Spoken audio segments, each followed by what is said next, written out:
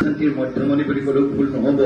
আমাৰ অঞ্জলি কটকী বাইদেউ আৰু নৱনীতা শৰ্মা বাইদেউ আৰু বিভিন্ন বিদ্যালয়সমূহৰ পৰা অহা আমাৰ প্ৰধান শিক্ষয়িত্ৰীসকল, এই বিদ্যালয়খনৰ প্ৰধান শিক্ষয়িত্ৰী ডাঙৰীসকল, মোৰ মৰমৰ ছাত্ৰ ছাত্ৰীসকল, আজি দীঘলকৈ ভাষণ দিয়াৰ সময় নহয়। আমি অত্যন্ত আৱেগ আৰু অনুভূতিৰে ৰৈ আছো এই ছবিখন চাবলৈ, হয়নে নহয়?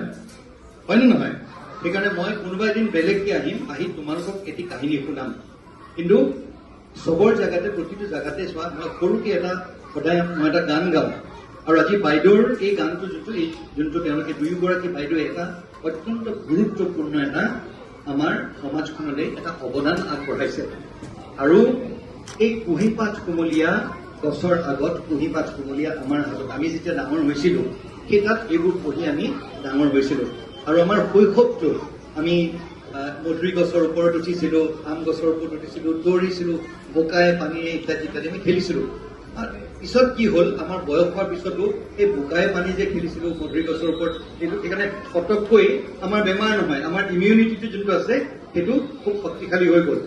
তোমালোককো কৈছো, সদায় কম্পিউটাৰটোৰ সন্মুখত বা মোবাইলটোৰ সন্মুখত অনবৰতে যদি বহি থাকা, শৰীৰৰ পৰা তোমালোকৰ দুখ নাই। আজিকালি ধৰি লওক খেলিবলৈ জেগা নাই, আমি ফ্লেটত থাকো, কিন্তু সদায় এটা কথা মনত ৰাখিবা, সৰু হৈ থকা অৱস্থাত বাহিৰত ওলাই খেলিব লাগিব, কিতাপ পঢ়িব লাগিব।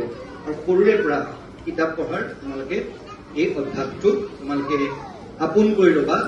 বাহিৰত অকণমান সময় হ'লে, 1 ঘণ্টাৰ কাৰণে হ'লেও ক্ৰিকেট হওক, ফুটবল হওক, কিবা নহয় কিবা বাহিৰত গৈ খেলিবা। ঘৰলৈ অহাৰ লগে লগে বা কিবা এটা সময় পোৱাৰ লগে লগে দেউতা বা মাৰ মোবাইলটো লৈ মোবাইলত লাগি নাযাবা। এতিয়া কি হ'ব, চকুকেইটা বেয়া হৈ যাব, আৰু লাহে লাহে লাহে লাহে তোমালোকৰ আগবাঢ়ি যোৱাৰ যোনটো শক্তি। আৰু সদায় খেলিলে কি হয়, সদায় মনত ৰাখিবা, বাহিৰৰ যোনখিনি, বাহিৰত গৈ যেতিয়া তোমালোকে খেলা ধূলা কৰা, তোমালোকৰ কি হ'ব, পঢ়া শুনা কৰিবলৈও মন যাব। সেইকাৰণে মোৰ দৃঢ় বিশ্বাস যে আজি দুগৰাকী বাইদেউৰ এই যি মহান প্ৰচেষ্টা তেওঁলোকে কৰিছে সফল হ'ব। অকল আমাৰ নগাঁও জিলাখনতে নহয়, অসমৰ চুকে কোণে, তথা আমাৰ অফিচাৰসকলৰ মাজত বহুতো এনে থাকে, বাহিৰৰ পৰা বহু অফিচাৰ আহে যিসকলে অত্যন্ত আগ্ৰহী অসমীয়া ভাষাটো শিকিবলৈ। আৰু ভাৰতীয় প্ৰশাসনিক সেৱাৰ যিসকল বিষয়া আছে, তেওঁলোকে এবছৰৰ ভিতৰতে অসমীয়া ভাষাটো, যিসকলে অসমত কাম কৰি আছে তেওঁলোকে অসমীয়া ভাষাটো আয়ত্ব কৰিব পৰাটো অত্যন্ত প্ৰয়োজনীয়। মই ভাবোঁ যে অকল বিদ্যাৰ্থী সমাজৰ ক্ষেত্ৰতে নহয়, আমাৰ যিসকল বিষয়াবৰ্গ আছে তেওঁলোকৰ ক্ষেত্ৰতো, তেওঁলোকক অসমীয়া ভাষাটো তেওঁলোকক শিকোৱাৰ ক্ষেত্ৰতো এটা বিশেষ অৱদান আগবঢ়াব।